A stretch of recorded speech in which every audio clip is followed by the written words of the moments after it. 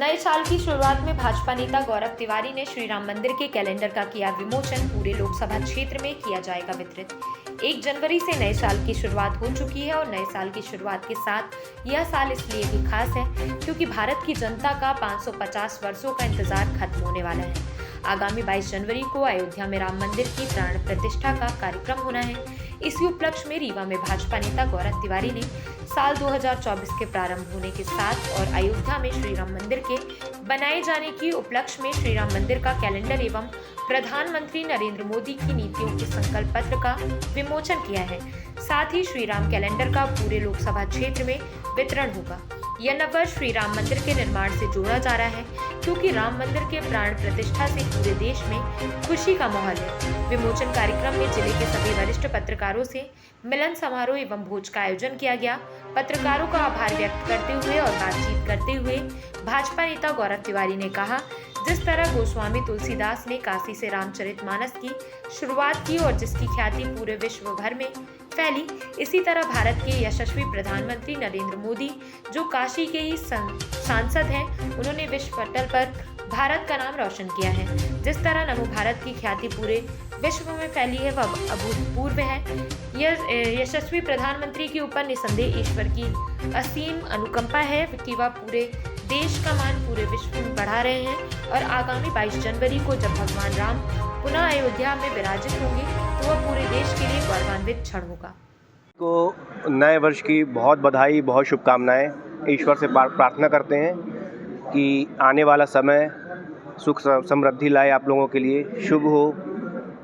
आज आप सभी पत्रकार बंधुओं से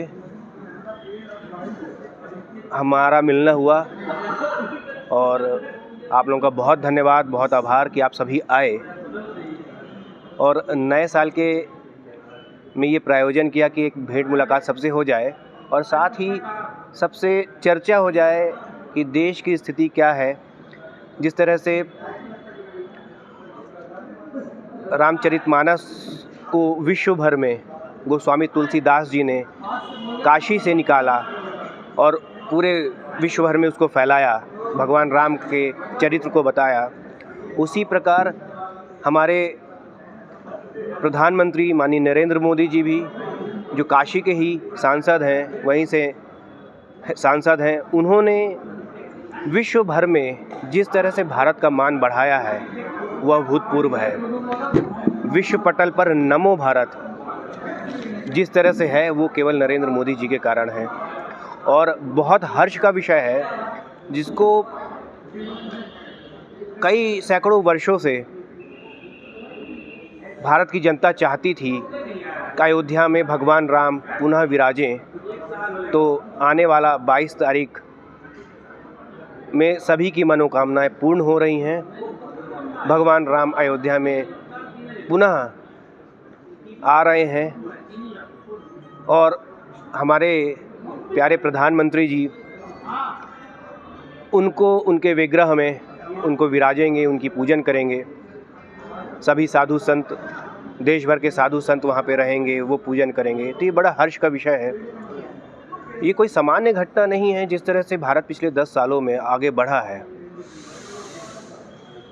ईश्वर की भरपूर कृपा जिस पर होगी वही ये सब काम कर सकता है। जिस तरह से धारा 370 हटना, भगवान का मंदिर अयोध्या में बनना,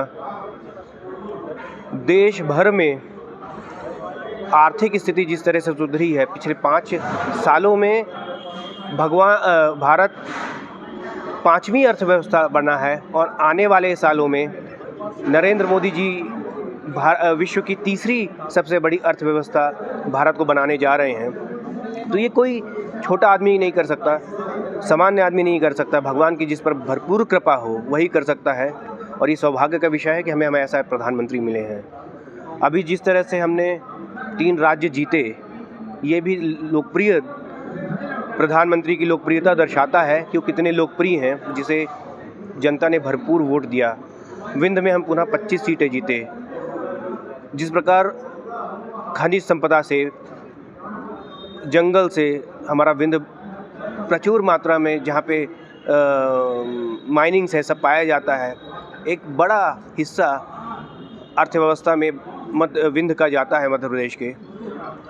तो ये भारतीय जनता पार्टी ने इसको बहुत अच्छे से देखा और जाना कि यहाँ पे संभावनाएं हैं। उसी को देखते हुए पहली बार विंध्य को उप मुख्यमंत्री मिला। हमारे राजेंद्र शुक्ला जी को उप मुख्यमंत्री बनाया गया। एक बड़ा हर्ष का विषय है और जिस तरह से वो लगातार काम करते आ रहे हैं रीवा के लिए, विंध्य के लिए, अब उन्हें और ताकत मिली है नरेंद्र मोदी जी के नेतृत्व में।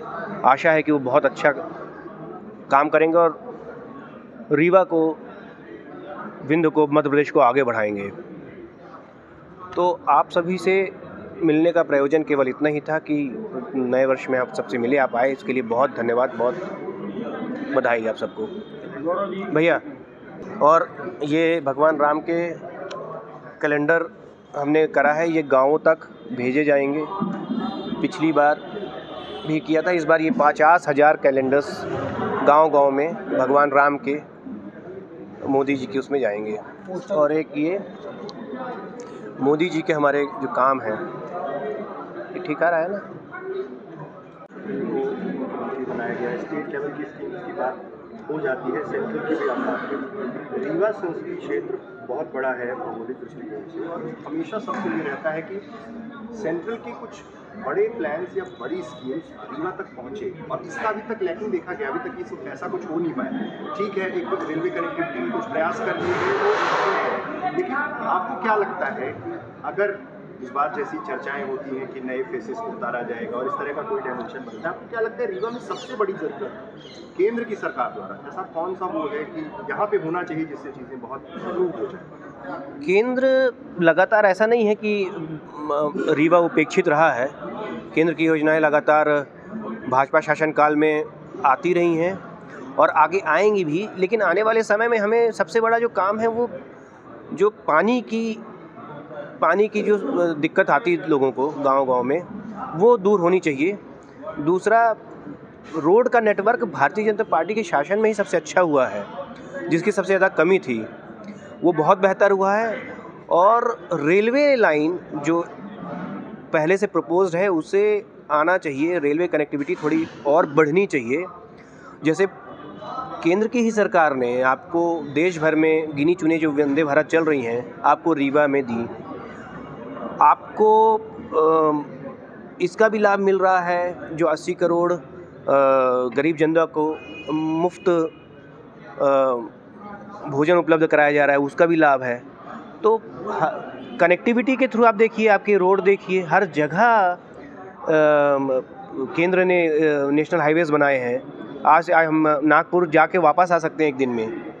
हम 2 घंटे 2.5 घंटे में प्रयागराज पहुंच जाते हैं, 3 घंटे में हम काशी पहुंच जाते हैं, जो जिसमें पहले घंटों लगते थे। तो केंद्र इस पर, विंध्य पर और ध्यान दे रहा है। वही बोला मैंने ना कि केंद्र का नज़र विंध्य पर इस बार है और इसको और प्रगति इसमें आएगी आने वाले समय में।